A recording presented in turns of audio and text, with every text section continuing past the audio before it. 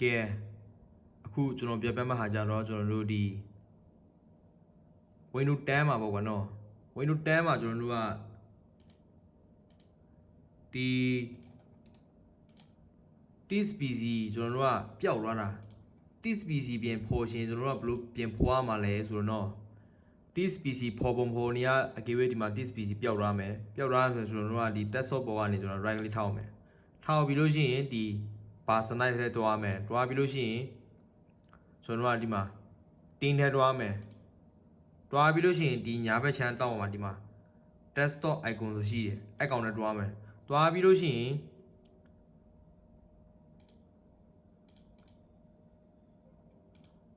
ဒီလိုပွင့်လာပြီဆိုကျွန်တော်တို့ကဒီမှာ this PC formula ကိုချက်ဒီမှာ9ခုဖော်လို့ရတယ် this PC formula အမိုက်ဘုံ formula ဖော်ခြင်းတာကွာအမှန်ရှိပေးပြီး okay ပေးပြီးထွက်ကလိုက်ရပြီဒါကျွန်တော်တို့က this PC ပိုင်ရဖော်တာပေါ့ကွာပြီးလို့ရှိရင်ကျွန်တော်တို့ကဒီ this PC ထဲမှာကျွန်တော်တို့ကဒီပယ်ဖက်ချမ်းကဒီ bane တွေကိုမျက်စိရှုလဲဖျောက်ပလိုက်ရှင်တယ်ဘယ်လိုလုပ်မလဲဆိုကျွန်တော်တို့ကဒီအပေါ်မှာ view ရှိတယ် menu ထဲတွားပြီး view ရှိတယ် view ထဲတွားပြီးဒီ navigation pane ရဲ့များကိုနှိမ့်လိုက် navigation pane ကိုဖြုတ်ထားလိုက်လို့ရှိရင်ဒီပယ်ဖက်ချမ်းကပျောက်သွားပြီပြန်ပေါ်လာရှင်ကျွန်တော်တို့က navigation pane ကိုတွားပြီး navigation pane ကိုအမှန်ချိပြန်ပေးလိုက်လို့ရှိရင်ဒီဘက်ချမ်းကပြန်ပေါ်လာပြီအကယ်၍ဒီဘက်ချမ်းကဒီလိုထောက်လိုက်လို့ရှိရင်ဒီဘက်ချမ်းပေါ်လာခြင်းလဲဆိုကျွန်တော်တို့က preview pane ကိုတွားမယ်နှိပ်ပြီးလို့ရှိရင်ဒီမှာပေါ်လာပြီဖြောင်းခြင်းလဲဆိုရင်ကျွန်တော်နောက်တစ်ချက်ပြန်နှိပ်လိုက်လို့ရှိရင်ပျောက်သွားပြီအကယ်၍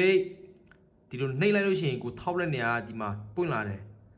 သူ့ရဲ့ file site တွေအသေးစိတ်ပွင့်လာခြင်းလဲဆိုကျွန်တော်တို့က detail pane လေးတွားမယ်တွားပြီးလို့ရှိရင်ဒီမှာကျွန်တော် C ထောက်ရင် C ရဲ့အသေးစိတ်ဒီမှာထွက်လာမယ်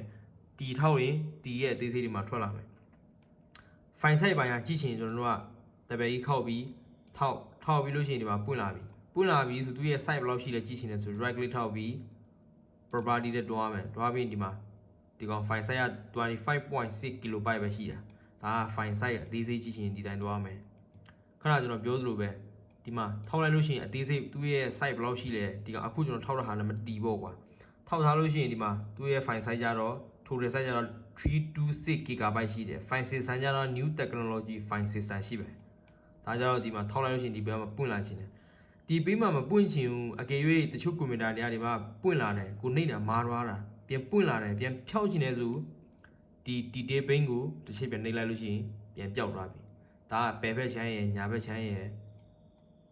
ဖော်တာပြီးလို့ရှိရင်ပြန်ဖြောက်တာပေါ့ကွာဒါကြောင့်တော့ Windows 10မှာပေါ့ကွာ Windows 10နဲ့ Windows 11နည်းနည်းကွဲတယ်